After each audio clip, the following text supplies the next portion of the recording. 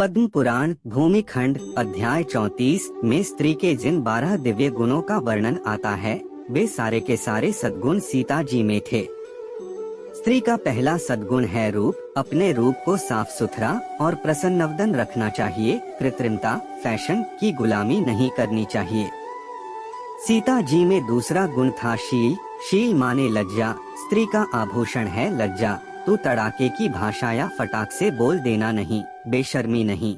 लज्जा और संकोच करके पुरुषों के बीच बात करने का सद्गुण होता है शीलवान नारियों में।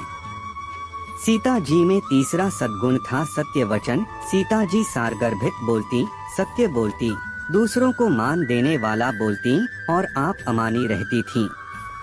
चौथा सद्गुण था आर्यता, सदाचार। दुर्गुण दुराचार में जो रत हैं, उन महिलाओं की गंदगी अपने चित्त में या व्यवहार में न आए। छल छिद्र कपट का स्वभाव अपना न बने। सीता माता की नाई अपने हृदय में सदाचार की भावना बढ़ती रहे, इसका ख्याल रखना भारत की देविया। पांचवा सद्गुण था धर्म पालन। सीता जी वार त्योहार तिथि के अनुरूप आचरण करती और घर का भोजन आदि बनाती थीं। छठा सद्गुण था सतीत्व, पातिव्रत्य। श्री रामचंद्र जी के सिवाय उनको और जो भी पुरुष दिखते वे अपने सपूतों जैसे दिखते या बड़ी उम्र के हों तो पिता की नाई दिखते, ऐसा सद्गुण सीता जी में था। सीता जी के चित्त में स्वप्न में भी परपुरुष को पुरुष रूप में देखने की वृत्ति नहीं जगती थी। वे उत्तम पतिव्रता देवी थीं। पाषाण की मूर्ति में दृढ़ भक्ति करने से वहाँ से मनोवांछित फल मिलता है, तो पति में तो साक्षात परमात्म सत्ता है। उसके दोष या ऐब न देखकर उसमें परमात्म सत्ता को देख के सेवा करने का सद्गुण, यह एक बड़ा भारी सद्गुण है, अपने आप में बहुत ऊंची बात है। सातवां सद्गुण था दृढ़ता। रावण जब सीता जी को रिझाने समझाने आता है तो सीता जी तिनका रख देती हैं। फिर महीनों भर सीता जी रहीं, रावण तिनके की रेखा से आगे नहीं आया। आठवां सद्गुण है साहस। सीता जी जब अशोक वाटिका में रहती थीं, तब राक्षसिया रावण के कहने से उन्हें डराने आते थे, लेकिन सीता जी डरती नहीं थीं। अंदर से हंसती थीं कि ये सब माया के खिलौने हैं, आत्मा अमर है, ये सब मन के डरावने खेल हैं, मैं क्यों डरूं। सीता जी में नौवां सद्गुण था मंगलगान। सीता जी ने कष्ट, प्रतिकूलताएं सब कुछ सहा, फिर भी कभी राम जी के प्रति फरियाद नहीं की, सदा उनका यश ही गाती रहीं। नारी का 10वां सद्गुण है कार्यकुशलता। सीता जी टूटे मन से नहीं, सब कार्य मनोयोग से करती, पूरी सावधानी, उत्साह और कुशलता से करती।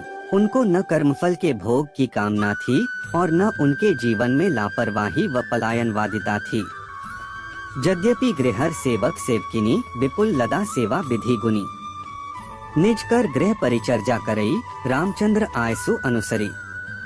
यद्यपि घर में बहुत से अपार दास और दासियां हैं और वे सभी सेवा की विधि में कुशल हैं, तथापि स्वामी की सेवा का महत्व जानने वाली श्री सीता जी घर की सब सेवा अपने ही हाथों से करती हैं और रामचंद्र जी की आज्ञा का अनुसरण करती हैं।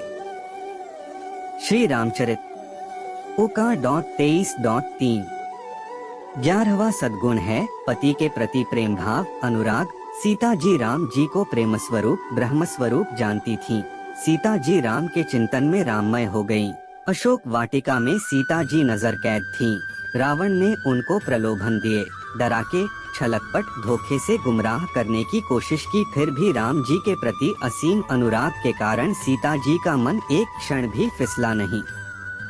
12वां सद्गुण है मीठे नम्र वचन। सीता जी सब कुटुंबियों के साथ प्रेम पूर्वक बर्ताव करती थीं, खिन्न होके नहीं, जाओ कर लो, मेरा सिर खपा दिया, नहीं नहीं।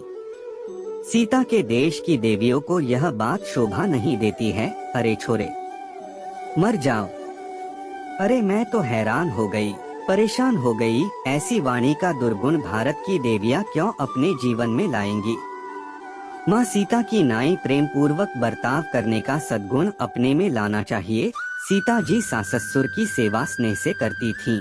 जिन्होंने पति को जन्म दिया है, वे पति के माता पिता भी सीता जी की सेवा से बड़े संतुष्ट रहते थे, प्रसन्न रहते थे। आज लोग सीताराम सीताराम करते हैं, सीताराम करके राम जी के गुण पुरुष भरे अपने में और सीता का उच्चारण करके सीता जी के सद्गुण भारत की नारियां भरे अपने में, तो आज भी घर घर में सीताराम सीताराम सीताराम प्रत्यक्ष होने लगेंगे।